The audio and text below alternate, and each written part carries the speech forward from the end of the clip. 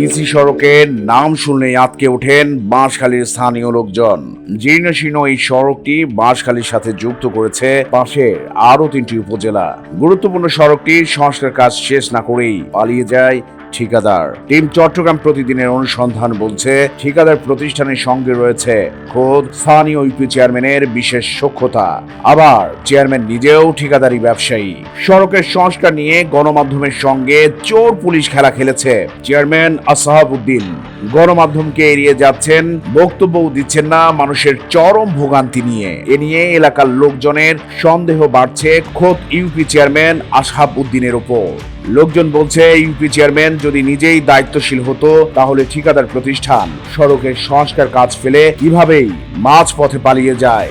স্থানীয় এই জনপ্রতিনিধির অনিয়ম আর স্বেচ্ছাচারিতায় সড়কটি ঘিরে চরম দুর্ভোগের শিকার হচ্ছেন অন্তত 10,000 মানুষ।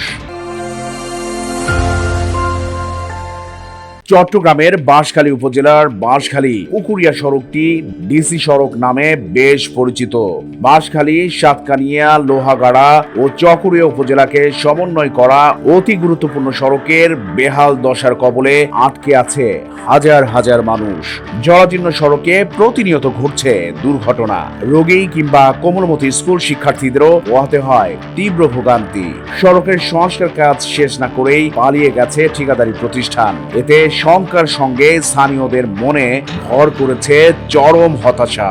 ডিসি সড়ক দিয়ে প্রতিদিন অন্তত 10,000-এর অধিক লোকের চলাচল। প্রত্যক্ষ ও পরোক্ষভাবে অন্তত 20,000-এর অধিক লোক যাতায়াতের একমাত্র মাধ্যমই বাঁশখালীর ডিসি সড়ক। সড়কের বেহাল দশায় স্থানীয় লোকজনের বক্তব্য জানতে চট্টগ্রাম প্রতিদিন অনুসন্ধান টিম সরেজমিনে যান বাঁশখালীর ডিসি সড়কে। ক্যামেরার চোখে ধরা পড়ে সড়কের ক্ষত বিক্ষত বহু অংশ।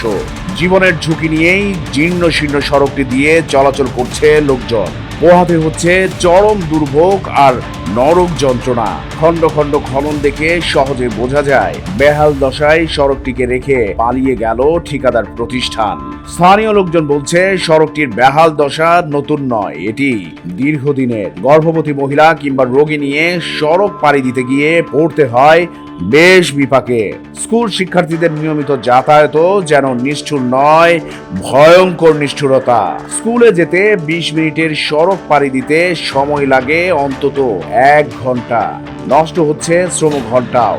দুর্বল হয়ে পড়ছে স্কুল পড়ুয়া কোমলমতি শিক্ষার্থীরাও। সীমাহীন দুর্ভোগ পোহাতে হচ্ছে এই সড়ক ঘিরে অসংখ্য মানুষকে। টিম চট্টগ্রাম প্রতিদিনকে জানালেন তাদের কষ্টের কথা। স্থানীয় জনপ্রতিনিধি ও ঠিকাদার প্রতিষ্ঠানের উপরও চরম ক্ষোভ ঝাড়লেন স্থানীয় লোকজন।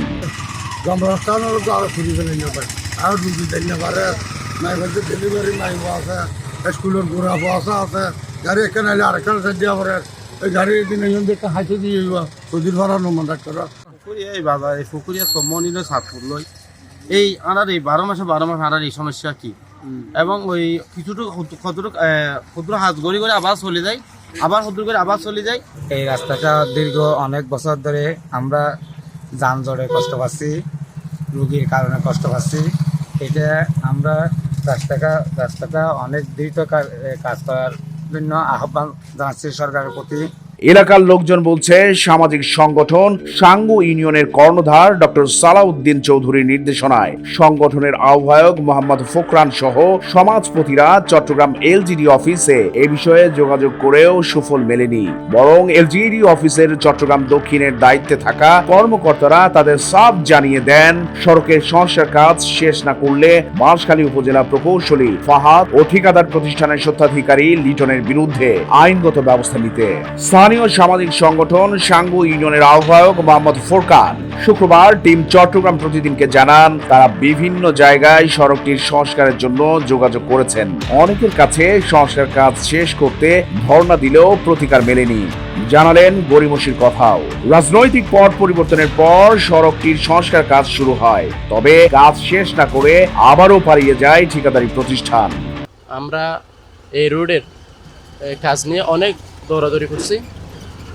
এটা টেন্ডার অনেক আগে হয়েছিল, টেন্ডার অনেক আগে হলেও কিন্তু 5ই আগস্টের পরে এই কাজটা মোটামুটি কিছুটা সক্রিয় ছিল, 1 থেকে 1.5 মাস সক্রিয় ছিল।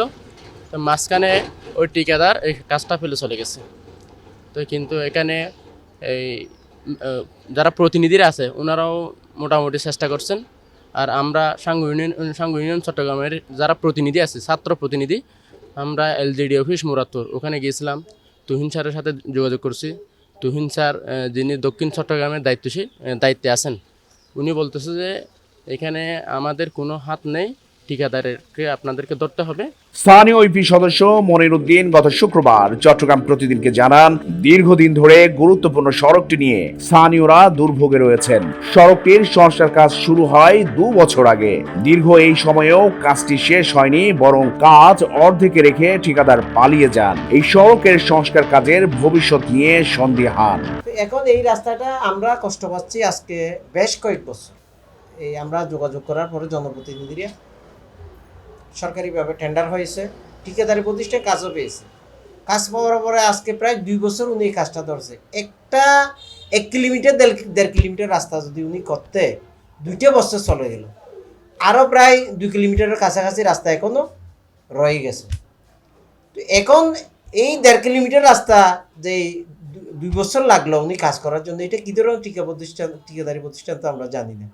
এই অল্প জায়গার জন্য, অল্প রাস্তার জন্য যদি এতদিন যদি ওনাকে এই কাজ করতে হয়, তাহলে তো এটা মানুষ তো অটোমেটিকলি একটা দুর্ভোগে পড়ার কথা। এটা আপনার 2-1 বর্ষ অলরেডি চলে গেছে, মানুষ অনেক কষ্ট পাইছে। অনুসন্ধান বলছে, ঠিকাদার প্রতিষ্ঠানের কর্ণধারের সঙ্গে স্থানীয় ইউনিয়ন পরিষদের চেয়ারম্যান আসহাব উদ্দিনের রয়েছে বিশেষ সখ্যতা। আসহাব উদ্দিন নিজেও ঠিকাদার ব্যবসার সঙ্গে সম্পৃক্ত থাকায় সখ্যতার কারণে ঠিকাদারের অনিয়মে টু শব্দ করছেন না। মূলত চেয়ারম্যানের দীর্ঘদিনের অনিয়ম আর অপকর্মের এক খণ্ড নিদর্শন যেন এই ডিসি সড়ক। টিম চট্টগ্রাম প্রতিদিন সড়কের বেহাল দশা ও ঠিকাদার পালানোর বিষয়ে জানতে চান এই জনপ্রতিনিধির কাছে, কিন্তু বাদ সাজেন তিনি।